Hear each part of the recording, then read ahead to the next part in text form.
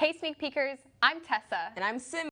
Welcome to Sneak Peek Valentine's Day special. Valentine's Day was yesterday, Simi. I know, but we've still got so much Valentine's content to go over. That's right.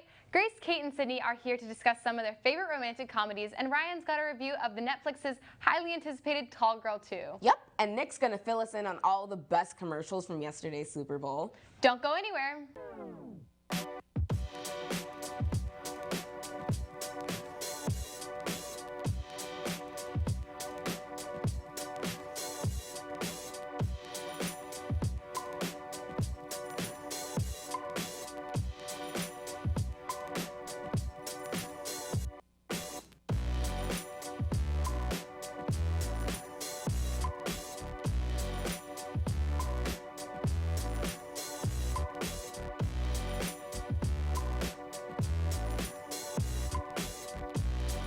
Before we get into any of the lovey-dovey stuff, did you hear about Ivan Reitman? I did.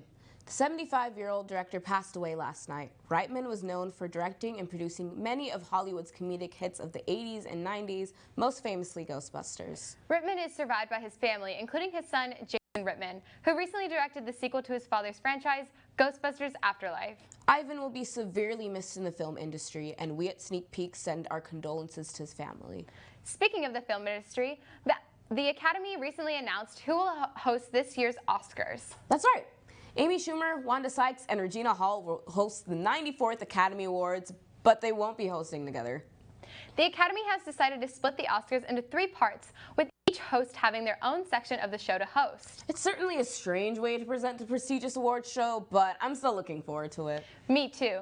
And in light of yesterday's holiday, did you see what Tom Holland and Zendaya did? I did? Oh my gosh, yes. I cannot believe they bought a house together. I know. The two recently purchased a $4 million house near Holland's hometown, where they will move into sometime this summer after the renovations are complete. Looks like things are getting really serious with those two. Totally. And now, here's Hunter with a review of Disney Plus's The Book of Boba Fett. Hey Sneak Peekers, I'm Hunter Gasway, and today I'm going to be talking to you about the newest Star Wars Disney Plus show, The Book of Boba Fett. To start off, this is a weird show, mostly due to the structure of the narrative, which also happens to be my biggest problem.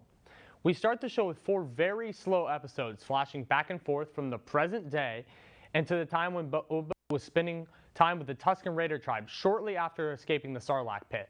Then boom, Episode 5 was an all-out Mandalorian adventure. Episode 6 was a pure Star Wars fan's dream, and in the finale, we get back to Robert Rodriguez directing mediocre action in a desert. While I've seen many critics complain about the show's structure and how Boba's story left off, I personally found the 2 episodes without Boba to be the ones I much preferred and will revisit many times. UT alum Robert Rodriguez is another name that will forever haunt the Book of Boba Fett. While I grew up on Shark Boy and Lava Girl and Spy Kids, his campier, frankly cheaper style just doesn't fit Star Wars. More than that, I just felt like the action scenes in this episode were the weakest and felt sort of slow. On the opposite end of the spectrum, Bryce Dallas Howard directed some of the best Star Wars action I've seen in a long time with Episode 5. Din using the darksaber was a thing of beauty. Also, the world building in that episode was super cool. I need Howard directing more Star Wars ASAP. I really can't continue talking about the Book of Boba Fett without spoilers, so if you haven't watched yet and don't want to get spoiled, stop listening now. But frankly, I think you can skip the first 4 episodes and then just sit back and enjoy what plays out in episodes 5, 6, and 7, even if the finale isn't as strong as those previous 2. Now let's address the Jedi in the room, Luke freaking Skywalker. As a lifelong Star Wars fan, getting to see Luke train Grogu filled me with pure glee. I felt like a little kid watching Star Wars for the first time again. I know there have been some complaints about his CGI, but in my opinion, he looks great. Also, since Mark Hamill is still alive, I see no ethical problems with it. I just had such joy to see my favorite character back on screen in his prime and getting to do a story parallel to The Empire Strikes Back. Also getting to see him share a scene with Ahsoka gave me chills. I loved it so much. Another super cool thing that I thought the show did was mix together so many eras of Star Wars in a subtle way that didn't seem like just fan service. I lost my mind twice in Episode 5, first with the use of an N1 starfighter, giving the prequels much needed respect, as well as the inclusion of a BD droid. Having just played the fantastic Jedi Fallen Order over Christmas break, getting to see BD act like he does in the game was such a treat. But larger than that, we got Black Santi from the comics, Fixer and Cammy from a deleted scene of A New Hope, and of course the legendary Cad Bane. Seeing Cad jump from animation to live action was so cool, and he looked and sounded great. As you can tell, I have very mixed opinions on the Book of Boba Fett, and pretty much everything I loved had nothing to do with Boba Fett himself.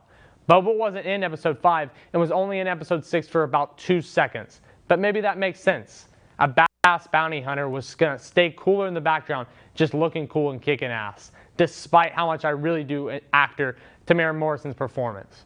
Overall, the best thing I can say about this show is it made this Star Wars fan who has never watched the Clone Wars animated show start watching it because I just couldn't get enough Star Wars. And besides the Mando episodes, that might be a better use of your time to watch Clone Wars. If you got the chance to check out the Book of Boba Fett, let us know what you think at SneakPTV on Instagram, TikTok, and Twitter. And now that's all from me. Hey Simi, do you love Netflix original rom-coms? I think I love to hate them, but that's what makes it so much fun. The kissing booth, To All the Boys I've Loved Before, and Tall Girl have to be my favorites.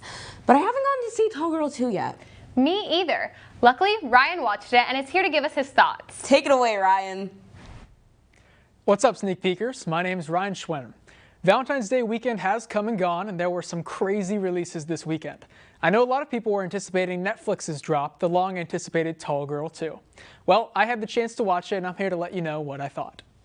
2019's Tall Girl followed the 6-foot, 1.5-inch tall Jodie as she tried to ignore bullies and find love despite her height.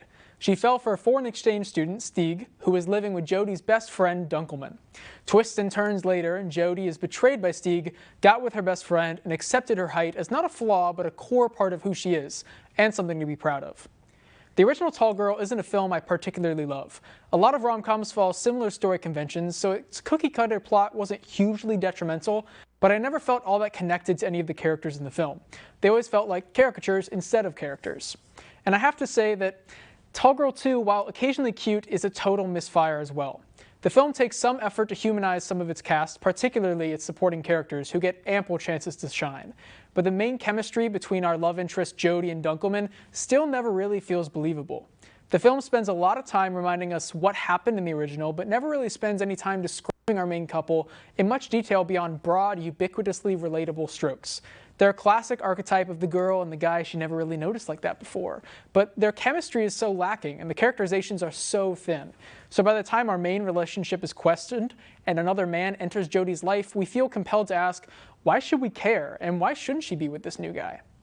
That's not to say that Tall Girl 2 is a complete waste of time, though. Steve Zahn is an absolute treasure and provides a lot more laughs than I expected from this movie. And there are some lines that are so hilariously over the top that it can't be accidental. The film also does a lot to characterize Stieg, one of the main love interests from the last film. His character, predictable and uninteresting in the original, is actually much better here, one that I genuinely enjoyed and have some fun with. There's also an ABBA number here that is quite fun too. But ultimately, Tall Girl 2 is just a shallow film. It follows the same Netflix rom-com sequel formula, but loses out on the chemistry that made the best of the genre really wonderful. It's a visually uninteresting movie, besides certain moments where they use a dolly zoom or Fincher-esque mood lighting, but even those shots, while cool, feel out of place in a film that seems to want to look as rushed as possible.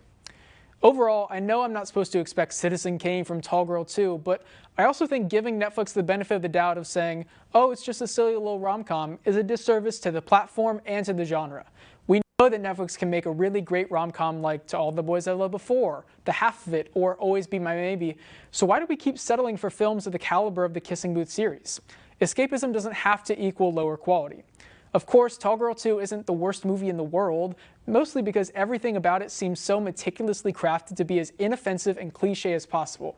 If you want something to have on in the background, maybe throw it on. I enjoyed it more than the original film, at least. But Tall Girl 2 pales in comparison to other rom-com fare, and I'm going to give the film 1 out of 5 stars. What did you think of Tall Girl 2? Let us know on social media at SneakPeekTV. Should there have been an even taller girl in the sequel? Personally, I thought so. It was kind of disappointing. Anyways, thanks so much, and now back to the hosts. Thanks, Ryan. After hearing his review, I don't know if I want to not watch it or watch it even more. Same. One thing I definitely was glad to watch, though, was all the new trailers from the Super Bowl. Seriously, the new Doctor Strange trailer, Jurassic World trailer, and Nope trailer all got me excited for what's coming soon. Nick wrote down a review of all of his favorite trailers from Sunday, so let's hear it, Nick. Hey Sneak Peekers, what a fantastic Super Bowl we had this year. The Los Angeles Rams beat the Cincinnati Bengals. Snoop Dogg, Dr. Dre, Mary J. Blige, Eminem, and Kendrick Lamar performed a great halftime show. And we got a ton of new and first looks at a bunch of upcoming content in the famous Super Bowl commercials. Kicking us off, Marvel Studios premiered a brand new trailer for the upcoming Doctor Strange Into the Multiverse of Madness. Honestly, I wish they had saved this trailer to be played between the third and fourth quarters, but I'm very happy to see Marvel decide to show off one of the rumored characters that would appear in the film, Professor X of the X-Men, played by none other than Sir Patrick Stewart. I'm very excited to see who else will show up from the multiverse on May 6th, and if Doctor Strange can save it from the Scarlet Witch and his evil doppelganger. Next up, while this trailer had already been released online, Universal decided to reserve a spot for their anticipated finale to a beloved franchise, Jurassic World Dominion. The sequel to Fallen Kingdom will release on June 10th and will bring back the original trinity from Steven Spielberg's Jurassic Park, Drs. Alan Grant, Ellie Sattler, and Ian Malcolm, as they try to help Owen and Claire protect the human race from the dinosaurs that now live among them. Another teaser I was very excited to see pop up was for Jordan Peele's newest film, Nope. The movie follows Daniel Kaluuya, Keke Palmer, and Stephen Ewan as small-town residents in California who witness a very mysterious and unnerving event. There isn't a whole lot to say about Peele's new thriller yet, other than the fact that the teaser had such a chilling vibe to it, leading me to believe that it will be a feature no one will want to miss when it releases in theaters this July. Amazon also stepped up to the field with our very first look at the Lord of the Rings prequel series, The Rings of Power. The series is set thousands of years before the events of Lord of the Rings and will follow multiple characters from the Second Age of Middle-earth, including younger versions of Isildur, Galadriel, and Elrond as the Great Rings were created and as the Dark Lord Sauron rose to power. The series will release this September with episodes dropping on a weekly basis. The Super Bowl commercials weren't all trailers, though. We did get some very entertaining advertisements from many celebrities, including Seth Rogen and Paul Rudd, who reminisce on golden memories with a bag of Lay's potato chips, and Jim Carrey's return as the cable guy for Verizon. Despite some of these great ads, I was a little bit disappointed to see that the majority of the commercials during the Super Bowl were advertising cryptocurrency, such as the LarryDavidCrypto.com ad. I love Larry, and the ad was actually pretty funny, but I just could not stand that it was for Crypto.com. Anyway, that's all from me. Did you have any plans for Valentine's Day yesterday, Simi? Not really. I just mostly sat around watching some of my favorite rom-coms, and I ate too much ice cream. I feel that. Well, we have some similar romantic comedy fans that are dying to talk about their favorite movies, couples, and themes. Grace, Kate, and Sydney, take it away, guys. Hey Sneak Peekers, I'm Grace. I'm Sydney. And I'm Kate. And we're here at the special Valentine's Day theme panel on everyone's favorite movie genre, the rom-com. True. So girls, starting off with a basic question, what is the best rom-com in your opinion? Ooh, this question had me thinking a lot, but I definitely landed on Pretty Woman. Oh, I mean, good one. Richard Gere and Julia Roberts, they're so good. And like Vivian, she's just iconic. Like the way that she just moves through life, I think it's also something we can take away from that. And I just love that movie. Yeah, good classic. It's a classic, I was going to say. Yeah. Mine, maybe an unpopular opinion, 27 Dresses. I love that movie so much. I think the plot line's really interesting. All the actors in it are just great. And Kevin Doyle is my dream man. I'll say it. That's fair. Yeah. For me, it's got to be The Proposal. I called my mom before this and was telling her about the panel, and we both were in undeniable agreement. The Proposal is the best rom-com. Ryan Reynolds and Sandra Bullock fake dating in Alaska. What could get better than that? So true. Oh, iconic. Iconic. Yeah, cherry on top. Okay, now switching gears from best, what do you guys think is the worst rom-com? Ooh, I had to say Tall Girl. As a fellow tall girl, no. Fair. You can relate. Fair. You can attest. I was like, we're not going to do this today, Bessie. It wasn't giving. No, it was not. And it sounded like Tall Girl 2 wasn't, according to Ryan. Yeah, I'm going around. No. Yeah. So, we'll have to see. Good to know. What about you, Kate? I've never seen it, but good to know. Mine is The Kissing Booth 3. I think the whole series isn't my favorite, but I just think it gets progressively worse. I'm not really interested in what the characters are doing. I'm kind of irritated by all the characters, and it just wasn't doing anything for me. I was definitely a downward spiral. Yeah. Ending in a dumpster fire. That's a hard one. I know. Yes, Yeah. exactly. For me, the worst rom-com, this might be kind of a hot take. I hated the movie Something Borrowed. Okay. Yeah. I don't know if y'all have seen it or not. I agree, It was actually. so frustrating Yeah. for me to watch. And I just got mad that she didn't pick John Krasinski's character in the end. Yes. How do you skip John Krasinski? Wrong. I don't know. So No. wrong. For a guy On so many levels. And she cheated Yes. on her best friend. I was like, this I cannot support, girl. No. Yeah. So Really. that's why it's the worst rom-com in my opinion. Yeah.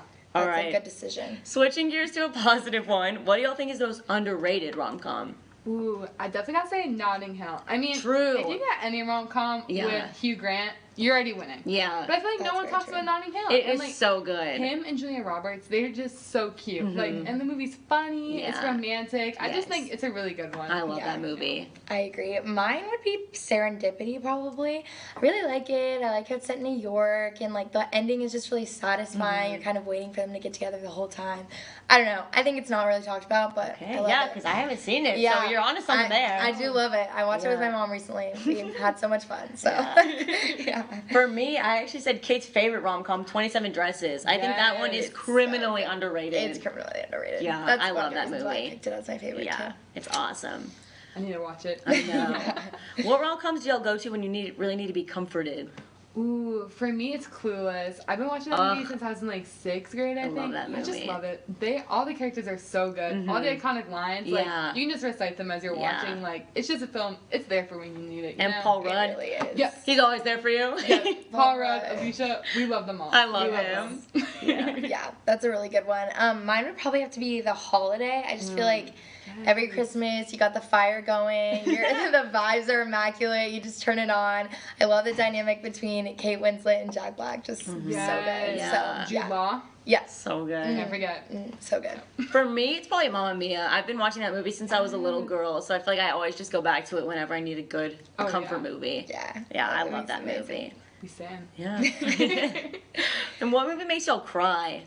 Ooh, Crazy Rich Asians. I'm sorry. As soon as that Oh, wedding scene comes the on, Oh, wedding. it's you see that girl walking down beautiful. the aisle. Beautiful. Tears, instant. I've Yeah. never seen a Instant. prettier wedding. Oh, it was I know. beautiful. I cried at that movie too, actually. Yes. No, Yeah. and their charisma between the two of them is just so good. Like Oh. it gets me. I'm like, it's not even their wedding. Yeah. But like, It's true. I always forget that. It's not even about yeah, them. so true. But I'm about like, I eye contact, associate. the little cuts. I'm yes. like, can't do it. That's a good point. It's not even about them.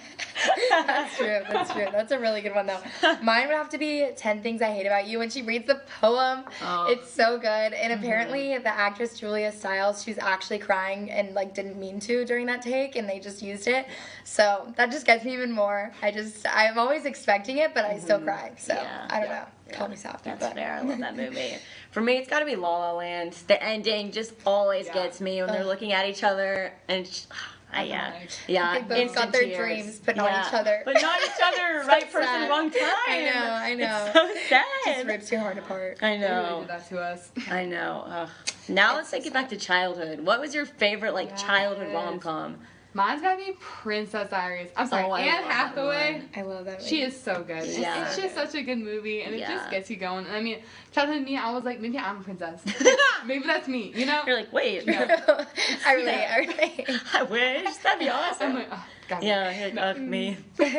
Yeah, mine would probably have to be another Cinderella story. I love the scene when they're like dancing on opposite sides of this like mirror, and I don't know. I just think their chemistry is really good throughout the whole thing. Yeah. It's comforting, and it's my childhood one, so That's yeah. one with Selena Gomez? Yes, the I one with love Selena that Gomez. one. I love that specifically. one. Yeah. Definitely gotta say I'm more of a fan of Selena Gomez than the Yeah, then Hillary Duff. Yeah. Yeah. I no. agree. That's a I good think that point. Selena's superior. I don't know. And we just saw her on Wizards growing up. She's just True. familiar Exactly. face. Exactly. Yeah. For me, I kind of don't know if mine counts, but I'm just gonna say High School Musical. Yes. I feel like Yes. Troy and Gabriella No, were I the think that counts blueprint. for sure. Yeah. That counts in my book. so. Yeah. Okay. Thank you. So I'm locking in my answer there. It's gotta be High School Musical. Yeah. Fan. The OG rom-com. Yes. For Yeah. childhood. We were all obsessed with that. You can't lie. You're lying if you're saying Yeah. because everyone was. Yeah. Okay, now to switch the panel over to a more fun note, we have a couple rounds of Kiss, Marry, Kill with our favorite rom-com men that we're gonna good. debate over. So for the first round, we have Andrew from The Proposal, Josh from Clueless, and Patrick from 10 Things I Hate About You. Bro. Okay. So this hard. was definitely a hard one for me. Mhm. I have to like kiss Patrick, Okay. marry Josh, Okay. kill Andrew. No, I not Ryan Reynolds. love Andrew, but he can get a little toxic. That's not like when he threw the luggage. He did throw her luggage into the ocean by I like to think it was by accident. I know. Yeah, me too. He was a little irritated, and you know. It happens. But I'm also like, if I'm marrying, I can't. I'm not having my leg. You know what I mean? You know what? And, That's fair. Can you pass a Heath Ledger? I know. You see Heath Ledger on your roster? No. You know it's what? not happening. That's fair. That's really fair. Yeah. What about you? Mine, I can't kill Andrew. I'm gonna have to kiss Andrew. Aw, I just, fair. you know, who wouldn't? Marry Josh. I think Josh would be such a good husband. He would treat me right. He's He would be there perfect. for me. He would have a steady job too. He's very smart. Yeah. Don't forget it. True. And then kill Patrick, which kills me to say, but. Okay, I said the exact same thing. Okay.